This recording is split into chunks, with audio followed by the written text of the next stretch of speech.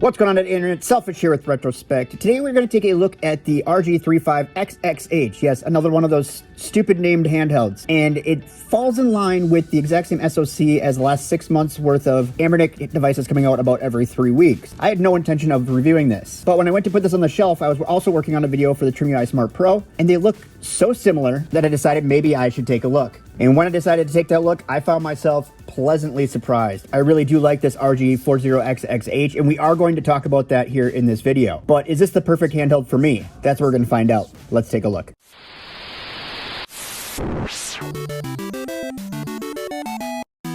When it comes to handhelds, there are some decisions that we need to make as gamers when trying to find that handheld that actually meets our perfect needs. Things like battery life and design choices, game capability, aspect ratios, ease of use. Unless you're like me and you like to tinker, then maybe that's not as important. And also price to performance. There has been a lot of devices that have come out this year with the exact same SoC. One of those advantages of that though is there may be a perfect device for you because they are all so different. I'm a huge fan of the Flip. Love this thing. I carry this thing around with me all the time. As you can tell, I'm a big fan of the 35xxH. I've got a couple of them here. I've customized them. Those are some good daily drivers for me as well. Often carry one of the two of them with me, if not both, if I'm playing games with my son. And then we have, you know, the different original 35xx's and the Plus and what have not there. So this line is really taken to its own, but I didn't think we needed another one.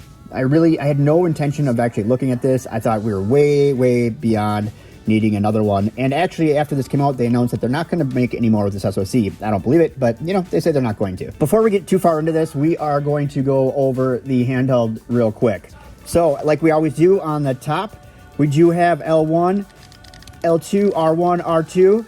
These are obviously clicky. They're a little loud. They are very short throw. They're not long, no distance at all. We do have an HDMI hole. We do have a reset button. We do have a Type-C hole, indicator light, volume up and down, and a power button. On the back here, it says Anbernic's name and the model number. Pretty exciting, I know, right? On the right side here, we got nothing. On the left side here, we got nothing. On the bottom here, we do have two speakers, vents here for the speakers that are downward facing. We do have an SD hole. This one did come, I believe, with a 64 gig card, name branded card actually, which is kind of nice. We do have our 3.5 hole, our other SD hole for our games, which I will, you know, obviously in the future we'll do another video, we'll get more into that. And that's about it on the back there. On the top here, we do have a D-pad, obviously. I shouldn't say that I just did a review of the Game MT Jelly 5, and that doesn't have a D-pad, really. Well, it's got a circle, I don't know, whatever. This is a pretty stiff D-pad for Anbernic. It's kind of crazy. I don't remember them having one nearly this stiff before, but it is pretty stiff. I'm sure I've run into them. I just can't think of one where this would have come from. I think it might be a new one, but it does have some decent pivot, so it should be okay. We do have our ABXY buttons here, our face buttons. They got a little bit of travel, not too much, and they do not fall below the casing here, which is good. We do have our joysticks here, and these joysticks are clickable, and our menu button right here, and then obviously our select and start buttons. We also do have RGB around the joysticks, so if that's something that's important to you, that will turn on here in just a second. Some of the things I wasn't expecting when I started testing on this was the comfort factor. It's not the most comfortable handheld I own, obviously. That award probably goes to the Odin 2, or my Steam Deck OLED, both very comfortable handhelds. Even Anbernic's Cube is pretty comfortable to use. But for some reason, the rounded corners here on this handheld put your hands in a position to allow you to play relaxed and still access all the buttons. You're not really missing anything here. My crooks of my ring fingers here sit kind of right down here in the bottom. But outside of that, as a massive fan of the RG35xxH, I was struggling to see like the benefit of a handheld that the 35xxH didn't already offer, including a bigger battery, because the battery in the H is actually bigger than this, and we will get into that a little bit more, but they are roughly the same price. They already share the same specs, and again, it's got a bigger battery. I really wasn't seeing a benefit of it, so I was literally just going to throw this on the shelf. But as I continued to test the last couple of weeks, I found myself picking up the RG40xxH a lot more, and unfortunately, my 35xxHs have become more of shelf pieces. Good thing I made them look pretty, right? I never thought like a half-inch difference on this screen here would be a big difference. So that is part of what we're seeing here, is that half-inch difference on the screen. That's really the only major difference between the two. And I really just didn't think size mattered. I'm gonna have to have a conversation with my wife about that, but that's for another time. I'm not sure if it's my eyes getting older, but it's suddenly become like more important of a variable sometimes when I'm playing with handhelds. I still like my micro handhelds. You know, I don't play those for long gaming sessions. And this guess I really don't either, but longer than I would something like that, which is what makes it odd because I'm in the middle of testing a whole bunch of micro handhelds right now. So there's this ease of Linux as well. So like I stated before, my Odin and my Steam Deck are probably my two most comfortable handhelds, but there's something about Linux and just be able to pick up and play real quick you just don't get out of an Android or a full Linux or Steam OS type device. Like, you just don't get that. This is something that you're going to get in something like this. And that's just because I'm not looking to log in and do these long play sessions. So this quickly became my go-to device, which is kind of crazy. One of the major selling points for me right now, and why I think I'm using this more than my 35xxHs, other than I was doing my testing on it, and that's why this review is delayed, because I wanted to make sure that I nailed this one. Not this particular point, but just this particular device. It is much easier to read the screen if you play anything that has text on it. It is possible on the 35xxH, and mind you, much better than the 28xx, but this is much easier to read on, which is not surprising probably to anybody, but it does kind of fit within that. I'm going to throw the specs up here on the screen for you. I'm not going to read them all off. I'm just going to point out a couple of things that are actually different between this and the others, because there's really not a whole lot. One of those being the 4-inch IPS screen. It's OCA laminated. It's a 640 by 480 resolution. So this is the biggest screen of the entire XX line right now. It's a welcome addition, even after I unwelcomed it initially. But the other thing we need to talk about is battery life. So this has a 3200 milliamp battery. They say about 6 hours of gameplay. That's probably about right on like mid-tier systems. If you're gonna play higher stuff over PS1, you're gonna go through your battery quicker. Also, this will start to get warm if you play the higher tier systems for longer periods of time. And there's a reason for that. If you open this, which I was gonna do in this video, but I've done that in the last couple, so we'll give you a break on this one. Maybe we'll do it in the follow-up to this video. But the battery is now no longer sitting on the CPU because everybody freaked out about the 3 SPs that had overheating issues. Now the battery is separated. Well, that battery was being used as a heat shield so that you weren't getting the heat dissipation to your hands. Instead, it was going to the battery. Not a thing anymore, or at least not on this particular device. And I'm not sure if that's what caused this battery to become smaller, so it could create that gap, but it's a good possibility. Either way, even with only having a 3200 milliamp battery, this thing does just fine. I haven't found a time yet. Even a couple weeks ago when we drove back for a funeral, we were in the car for about 4.5 hours, and I play this most of the time when we were in the car, and I never had a problem with the battery. And that to me is a good little road trip. It also doesn't take very long to charge this. So I think that's kind of a win-win. I had brought other devices because at that point I wasn't sure how this was going to fare out, and it worked just fine. I don't think that that's going to be an issue here, at least not for most people. And I think about flying, when I fly, this would be totally fine for most of my flights. And likely in those situations, I'll probably have a bigger handheld anyways, like my Odin, which will last you all day if you're emulating. We'll go through a few things on this device. It is the operating system that Anbernic is using on everything, which is actually becoming a pretty decent operating system. Probably one of the best OE systems that's out there right now, since none of these manufacturers seem to be able to do any kind of programming on their own. They do have an app center on here. It does have a video player, an audio player, so if you want to use this as an all-in-one device, that may be where your battery life might become more important, but it is an option there. And like all Anbernic devices that do have the media player on them right now, it does have a video advertising this device on it. I don't know why they don't advertise their other devices on these, because you already have this device in your hands. So I'm not sure why they don't show you other things in the lineup. That to me would make more sense. Maybe to get you to purchase something else because you're like, this isn't quite as cool as that thing, but whatever. But yes, it's in there. So you do have that. It's in your library. It's already available. And you can just back your way out of there. And when you want to get out of here, you have to hit menu and you have to close that. If you want to use this as an ebook reader, this does make more sense than a lot of the other ones that are out there. I don't think they give us a sample book. I honestly have never opened this before. Nope, no sample books. But if you're going to use it as an ebook reader, this one would probably make more sense than your 28xx for sure. And that one also has an ebook reader on it. So I would definitely go this route before I went with the 28xx. All right, then we go into here. We do have obviously our games menus, just like we always do. You also do have control over the lighting around the sticks. Mine are set up to actually work with the games, which is why you're not seeing them right now, but you could turn them always on if you wanted to, or you can make them breathe, all that kind of stuff. I like that when they go with the game, so that's just how I have it. Sometimes it distracts me though and I'll turn it off, but this would distract me the most is some kind of chaser light, I think. It doesn't chase super fast, but I think it still would drive me a little insane. So we will take a look at a couple other things here. So we do still have our game menu. We still have, which I wouldn't recommend using for anything other than PSP, because there's really not going to be a benefit there for anything other than PSP by going into that game menu. And then we'll head over here and we will go into favorites. I put one game in there while I was testing, but we'll go into our RA menu, RA games, right? So this is going to be RetroArch, and this will be your games that are on here. We're going to go through a couple of games here real quick, just to kind of give you an idea what gameplay can be on here. It looks pretty good.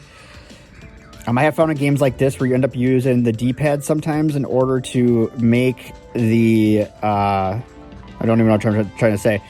to kind of zero in when you're playing more precision shooting games like this. This is the only game I've actually run into it on. Oh, there he is. I was close. He's stuck in the couch. Couch effer.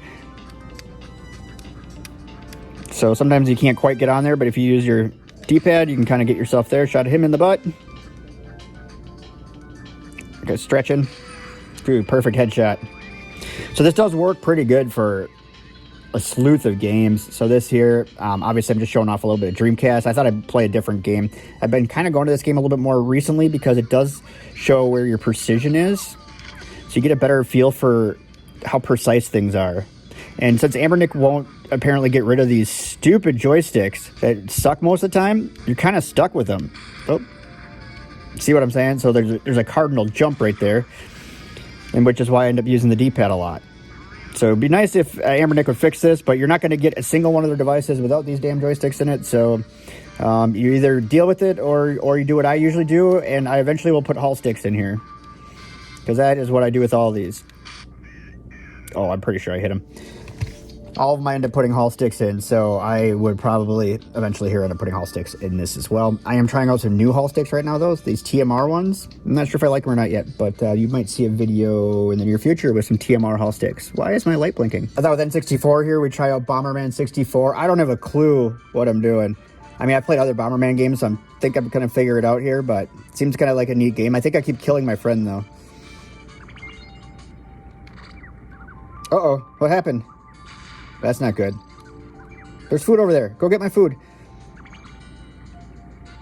Yay, roller skates. Yeah, so I don't really know if there's anything else to this. Oh, it looks like there's people down in the water. Okay.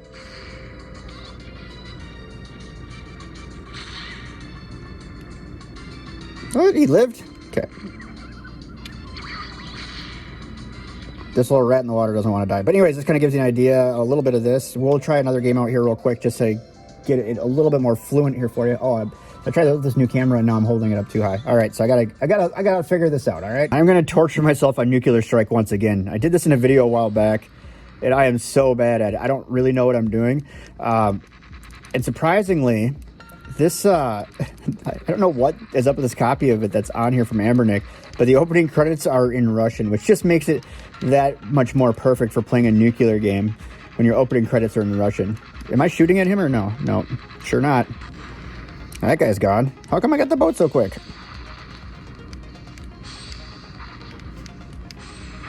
There we go. Hey, there's a guy.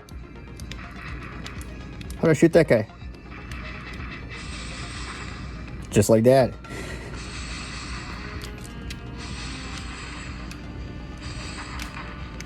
Okay, I'm getting a little better. But this does work pretty good for N64. This doesn't have Mario on the cart, and so since I'm just doing my first look video, I will get that set up here for my follow-up. I actually switched carts here just to do this video, and it does work pretty well. I just switched SD cards, sorry. It does work pretty well. Most of the N64 stuff does actually play pretty well. It's pretty much to be expected. It plays exactly like these other 6 handhelds do, which goes back to why I wasn't going to open this, but I am so glad that I did. So let's try something else out here real quick. It is kind of hard to get Ridge Racer to play at 30 frames. You have to play around with the cheats a little bit more than I did. I've got a little bit better set up on my other card, but it's not much better than this. You guys like the little camera down here so you can actually see what I'm playing now? Oh, maybe it's going to take me a little bit to get used to having this here. Also, it gets in my way, so they may move again, but we'll see what happens. If you guys don't like it, let me know, because I can edit and film way easier without it. But I know that one of the biggest problems has been with my overhead is you can't see the gameplay very well. So with that in mind, I put what I'm calling the poker cam up. If you ever watch like World Series of Poker and they're always like, with their hand, they're always like, there it is. You know, that's what this is right here. It's my poker cam. So we'll see how long it lasts. We'll see if it really alienates me or what, but it does get in my way. So some things that I'm doing, I won't be able to use this when I'm doing some of the custom projects that we do on the channel. This probably won't be part of that. But anyways, here's Ridge Racer on PSP. I fell in love with this game as just a pick up and play a game a while ago. And now I seem to find myself playing it all the time. I know I review it with it every once in a while, but it does give you kind of a good balance of what the GBA gameplay is going to be like. And it works really well on here. Now, if I was going to buy a GBA device just for GBA, with what's new and current right now. The Powkiddy V10 is definitely the route that I would go. But if you want to play some of these other systems as well, this is not a bad option. I knew that was coming.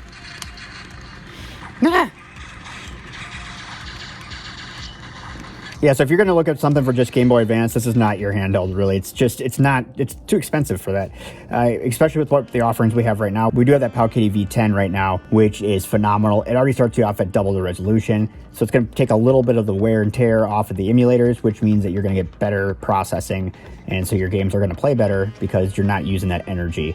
It's just that's naturally where the screen resolution's at. It's set perfectly for GBA, and that would be, if that's your primary focus, that would be the way that I would go. Now, if you want something that's a little bit more well-rounded for a daily driver, this I think is better because I like retro achievements. V10 does not have Wi-Fi or Bluetooth, but I don't ever really use Bluetooth, but it doesn't have Wi-Fi on it, which means I don't have access to my retro achievements.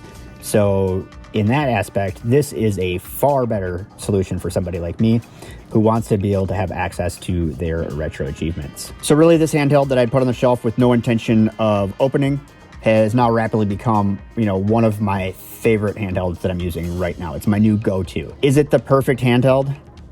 No. There is no such thing as the perfect handheld. It almost seems like every time a company like Anbernic or Powkiddy or somebody gets like the D-pad right, on the next handheld, they change that D-pad so that you're always begging and buying and trying to get to what you would consider the perfect handheld. It'll take one or two things that are damn near perfect on the current device, and next time they come out with one, they will change those things for really no reason, and then you're going to be chasing down another trying to find one that has both options, if that makes sense. I hope it does. Wow, that kind of came out weird. But anyways, if you've used this or if you've not, I encourage you guys to put some comments down in the comment section down below. Let me know what you think about the RG35xxH. Let me know what you think about the RG4. I've said the name of this thing wrong so many times. Let me know what you think about the RG40xxH. Also, let me know what you think about my my poker cam. Should I fold? Let me know. Should I keep this thing or should I get rid of it? If you guys say get rid of it, I'm not going to be upset about it because it gets in my way. But if it makes the videos better and it makes things better for you guys, then we're cool with it. I'll keep her around. So put that down in my comment section as well. Also, don't forget to like and subscribe to this video. Share it with your friends because your mom always shares my videos. She gets ahead of you, and then I get reshared those videos from your friends. So your mom's sharing these videos with your friends. So you get ahead of her, then she'll stop talking to your friends so much. So I think that's good for everybody. Also, if you're bored and you want to look at another video, check out here at the end. Google and YouTube work together because of the same company and stuff. And they decided that these next couple of videos here are going to be the right fit for you. So take a look at one of these. And then when you're done with that, the next one as well. Because, we all want to get that watch time. Get that watch time. Anyways, that's all I got for you today. Thanks for watching. Bye-bye.